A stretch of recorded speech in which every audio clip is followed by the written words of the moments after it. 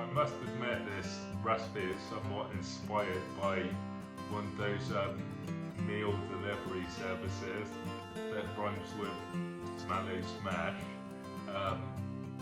It was a really good one, so I thought I'd try and recreate it. Ingredients we're going to need are quite simple for this one, so just starts with the pork chops, and I think the one ingredient that you really want to try and get the highest quality that you can possibly obtain. It really makes a difference. So good quality pork. Step 1 is, as usual, to get everything ready.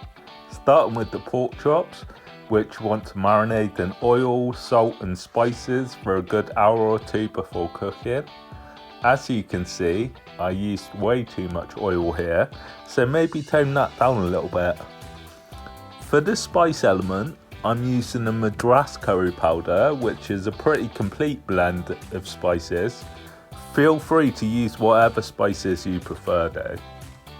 Next, I'm cutting my potatoes into squares, which are roughly the same size, before parboiling in solid water. I'll then just simply crisp them up in the oven.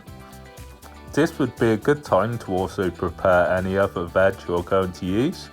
I'd recommend tender stem broccoli or similar. However, I didn't have any, so used frozen cabbage instead, which was a slightly rogue choice, I'll give you that. But once it had been cooked in the golden nectar of the pork, it was still delicious. Last but not least, I made a little mint yogurt to act as a sauce. Basically just mixing together yogurt with mint sauce and some seasoning. This is a great little condiment that works well with any spicy food. For step 2, it's time to cook the pork chops. I'd recommend doing this one at a time so as not to overcrowd the pan. The technique you want to use here is basically the same as if you were cooking steak. So roast in hot pan and don't move it too much. In hindsight, I should have used something to push my meat down and get a better Maillard reaction on the outside.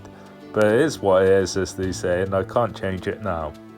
Remember to try and get a bit of crispiness on the fat too, and don't be afraid to use the rest of the marinade as well. After roughly 2 minutes of cooking on each side, place the chops on a tray and cook in the oven for a further 10 minutes. We want to deglaze our pan with a touch of acid, in this case lemon juice, and then we can cook our veg. We've built up a lot of beautiful porky goodness in the pan, so it would be rude not to use it to our advantage. As mentioned, I'm using frozen cabbage here, but any green veg would be suitable really, and definitely much more glamorous.